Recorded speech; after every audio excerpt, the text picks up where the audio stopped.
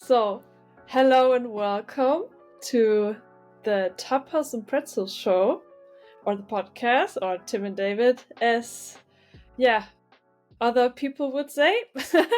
So, hello, welcome. We have a guest for today, and hello, Jose. Hi. I'm really happy that you're here because we are introducing Jose Haro Peralta, who's also API security expert. And he's also the co-founder of microapis.io. And he's also an author for the famous book Microservice APIs. So thank you very much that you are here. My pleasure. Thank you. And Very excited. yeah, I would say the first question that I want to ask you is, therefore, as I said, you are API security expert.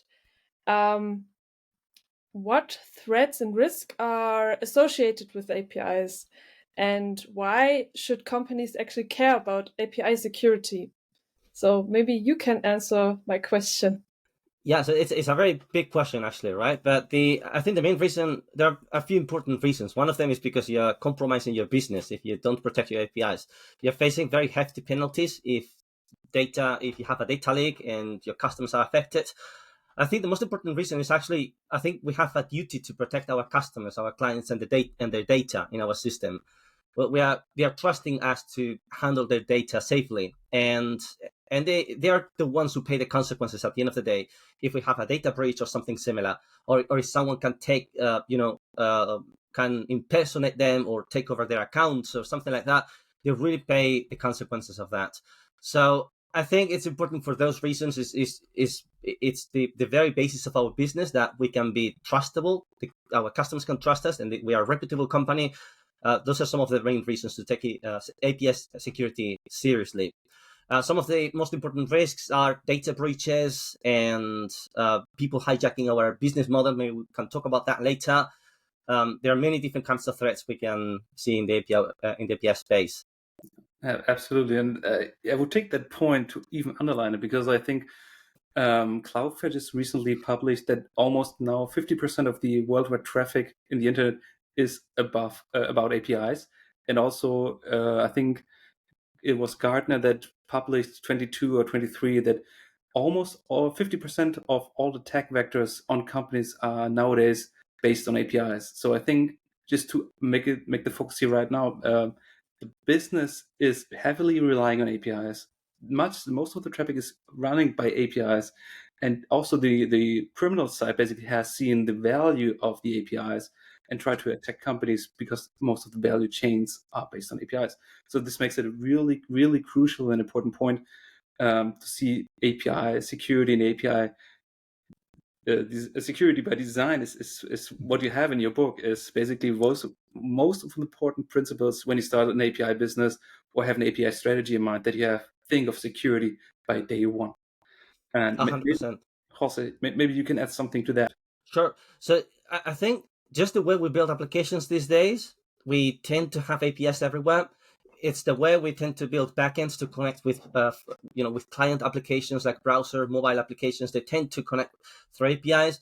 We tend to have distributed systems as well, whether we do microservices or we have a few kind of macroservices. They still have to connect with each other through APIs, whether it is synchronous or asynchronous APIs. We have endpoints exposing data and functionality to the world through those interfaces.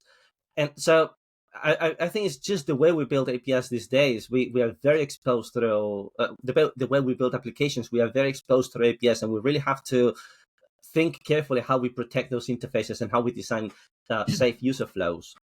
Mm-hmm.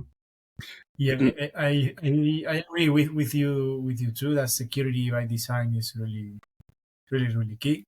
I think that security must be considered in the very early stages of the API lifecycle, and I would like to argue how do you envision the API security task and policies in a whole API governance framework? Right. So, when we talk about governance, what we want, some of the things we want to accomplish is being able to have uniformity in our APIs and to be able to automate those checks on the API so that they have similar styles, they have similar qualities, they look and feel the same across different components of the system. So I think there's an opportunity here really to address security from that perspective. So there are tools we can use to start testing APIs from a governance point of view. We can test at design and at runtime using tools like Spectral. With the OWASP rule set, for example, we can test the design, how secure it is just by design. But then we can test also, as a policy, we can have a rule that ensures that every implementation is tested against the implementation. Something I always say is API Security 101 is you can't test what you don't know, so, or you can't protect what you don't know. So you need to have your house in order. You need to have your API specification in place before you think about security even. And it's very interesting because you look across the fintech landscape, for example, a lot of those are companies offering services through APIs, and about maybe 50% of them, they don't have formal API specifications. So it's like, you think about it, it's like, how are you going to protect those APIs if you don't even know in detail how they are implemented? But then even among those who have API specifications, there are tons of potential vulnerabilities in the design. And that's something you can encounter early in the process if you have those design tests with Spectral or similar tools. That's absolutely. Especially for the fintech market. I wasn't assuming that this number is so high. I thought actually it's already like in a well-known common standard that you follow open API principles. Interesting.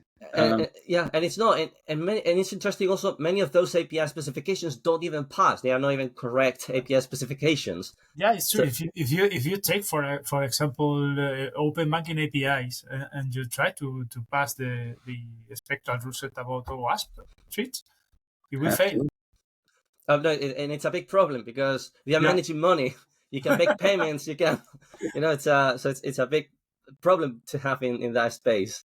It's probably the most obvious attack vector that you can think of. If you're a fintech, 100%. It's your main business. No, 100%. And also there's different kinds of vulnerabilities you can tackle at design time.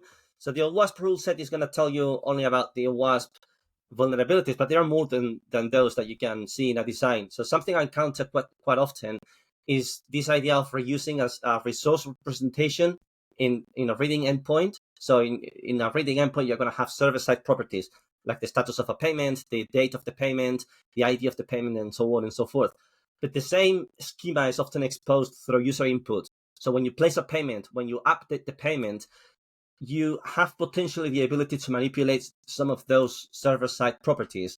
And that is very, it's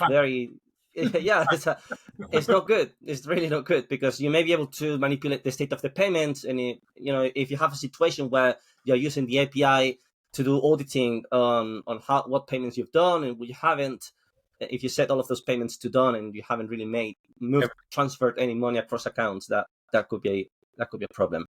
That's probably a good idea. So how to know if everything's been settled, all my payments, and that's maybe a good idea I should look into. Exactly. Well, you said that's basically the API security 101 or general security 101. You only can secure what you know. What is your approach or recommendation for API programs that are about to start or already in the start? How to tackle this issue? Right. So if the program is about to start, if you don't have those APIs in place yet, my recommendation is you go through a design stage before you start building. Mm-hmm. So you know what the API is going to look like. And what I actually recommend to development teams and API development teams is to split this design process into 2 stages. A first stage is simply to model the capabilities of the API, to think about what the API is going to do. And then you choose based on those analyses, then you can choose more appropriately what the style of API you're going to use, whether it is going to be synchronous or asynchronous. You're going to see that in the nature of the processes and the flows you're going to expose. It's going to give you an opportunity to model schemas and the kind of data you're going to exchange across the API. Then you have an opportunity to think about REST versus GraphQL, for example.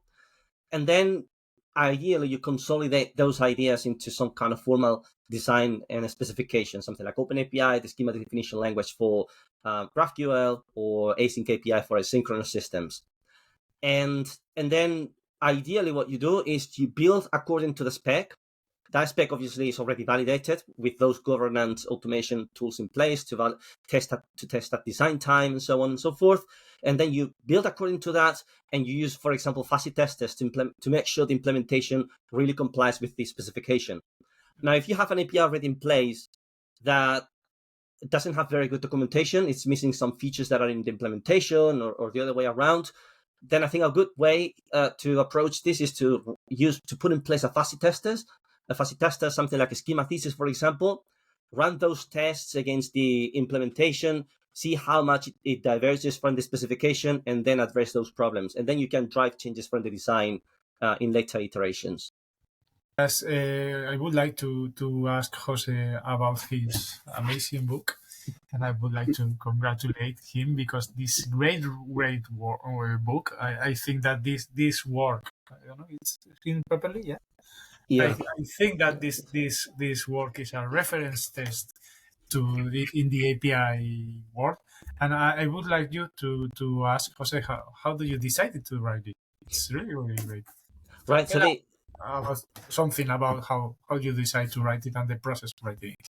Yes, I had been going through a period of working with many different teams building APIs and microservices around 2020, and I kind of saw a number of recurrent patterns, or rather anti-patterns, in the way we design and build APIs. We implement them, we choose libraries and tools, and I thought there is enough learning here to put together those lessons and hopefully help others avoid the mistakes that I've made myself and other people have done as well. And so what I thought is the book can be a step-by-step guide to help you embrace or adopt microservices and APIs. They are also quite decoupled in the book, so you can study microservices separately and APIs separately as well. So to help you, we implement APIs and microservices following best practices and principles. That was really the idea. And so that anyone who's going to work, because I saw this situation so often. A lot of the time, you see how I recommend to build APIs, right? You go through a design stage, you think about capabilities, processes, and flows, then you decide the style, then you go through the implementation. A lot of the time, these decisions are made top down. It's like, we're going to use GraphQL because I say it, and that's all. But then the problem is, and then it's like we hand the task to some mid-level or junior developer. It's like, now you figure it out all. You're gonna figure out what is a mutation, what is a query, how to implement that, how to do the resolvers, and this is a broken process, really. But still, it's a process that exists in many organizations, and sometimes it's maybe just because of the way those organizations work. They are often small startups. They need to move fast anyways. They don't have time to stop and think about those issues are going to come later. But by the time they are sufficiently big, then maybe they have the time and money to address those issues. But especially for those companies in which they are with this pressure to build those things, I just wanted to give a reference to those developers who are in the trenches, who are left to their own, to have this background on what those API designs have to look like, what is the vocabulary, what are the tools, what are the things we have to do to save pain and make the process more smoothly. Yeah, especially organizations between big and small. I mean, these processes quite normal that you have some people like thinking forehand, making great ideas, and then drawing some great pictures, and then it's in the end it's some poor individuals that have some experience in the world, but not too much, and then they have to implement it. But there must be something to support those initiatives, maybe tools or processes. What is it that you can recommend to make the process of developing APIs more smoothly and according with the API governance program also more secure? So yeah, actually, so that's why I recommend to use proper tools for the process, right?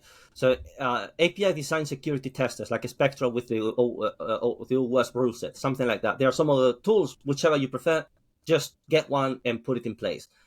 Something like a fuzzy tester to make sure the implementation is going to correspond with the API design. Proper API libraries in the implementation. I see very often organizations are building APIs without using proper libraries for API implementation. And so they go around creating their own validation models for queries, parameters, payloads, and so on and so forth. It's so complicated. You end up building your own framework, your own API framework. Save the time.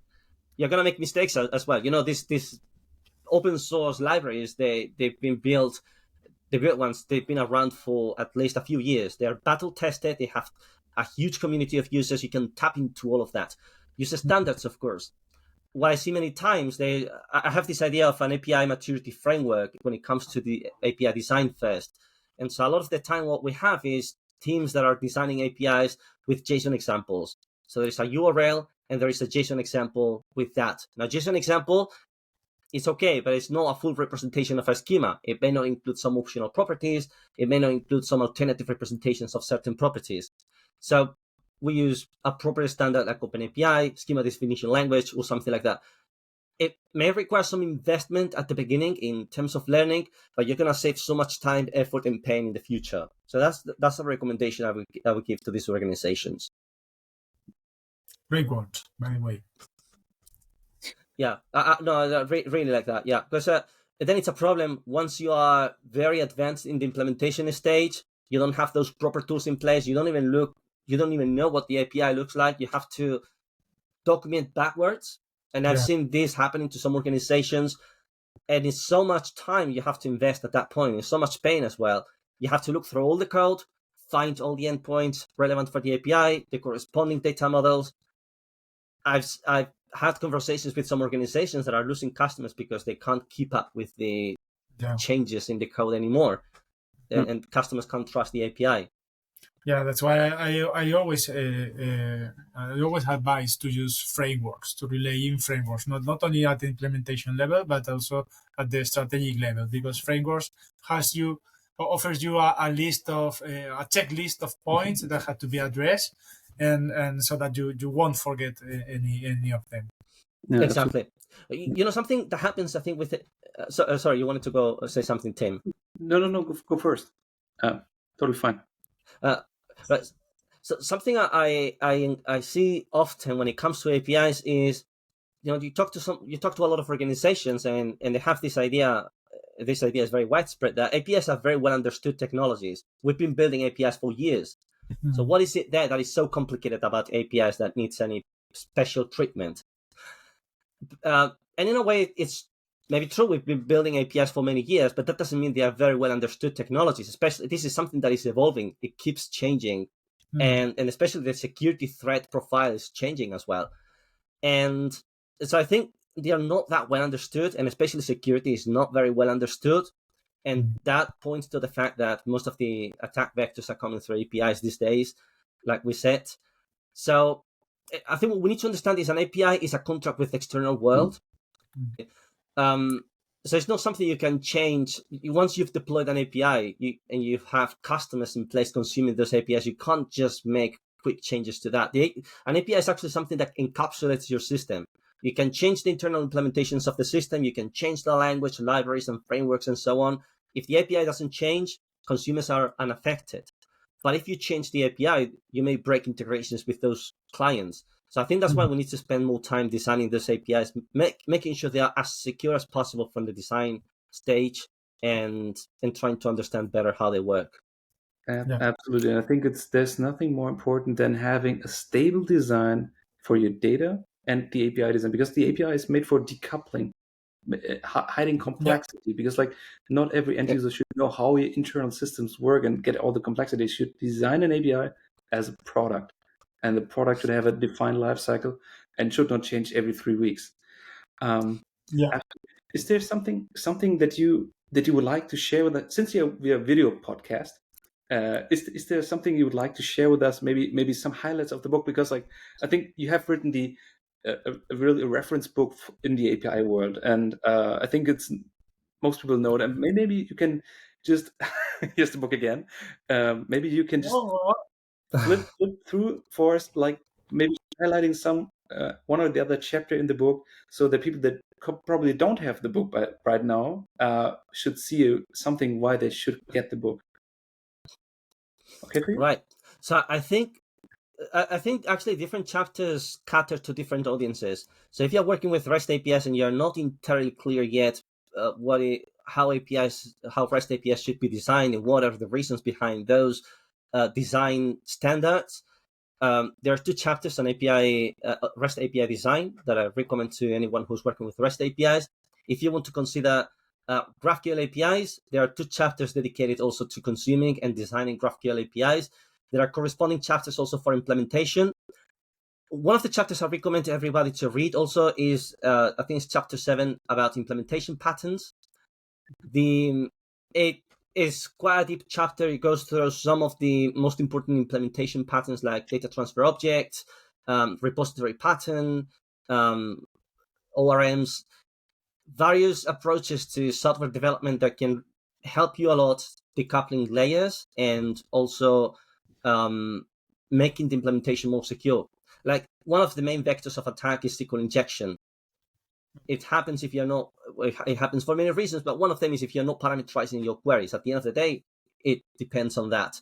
So using something like an ORM, which in some cases may not be the best choice because it could make the queries more complicated. But for many users who are not so aware about all the security factors, using something like an ORM from the beginning is the way to go to avoid those SQL injection attacks. And also filtering requests. I mean, it's always not a good idea like to take a request parameter and put it straight to a database. It's never a good idea. Exactly. No, exactly. And that's why security by design comes in, right? So the idea is when you're designing your APIs, spend some time thinking about how those input parameters can have an impact on security. Think about how you can design safe user flows so that a user cannot leverage your business model to do something like a scalping or something like that. And then you're in a much better position to deliver those secure APIs and address security problems when they happen later on. Yeah. Maybe something I can share actually, as we are in a podcast, I can share some of the results of running this Spectral with the OWASP rule set against some public APIs. Okay, let me share my screen. So what the OWASP rule set in a Spectral is going to do, maybe first of all, this is from a previous presentation. So what you want to do here is you install the Spectral CLI, you install the OWASP rule set, you add that rule set to the Spectral file, and then you simply lint the file. It's going to tell you a lot of things about the design, but also about security. And this is a typical example of running the test against a specific API. Maybe just to keep it anonymous, we don't say the names of these APIs. Nobody has to feel bad about it, but these are very prominent fintech APIs. So this is one of the results. We have 250 problems. This is actually one of the best. The situation is more like this. By the way, this is what the report looks like. So it's telling you issues with the way you define integers or strings when they don't have constraints or limits or formats. It's going to tell you the same about arrays, flexible schemas, and so on and so forth. The situation looks actually more like this. So we have from hundreds to thousands of problems in different kinds of fintech APIs.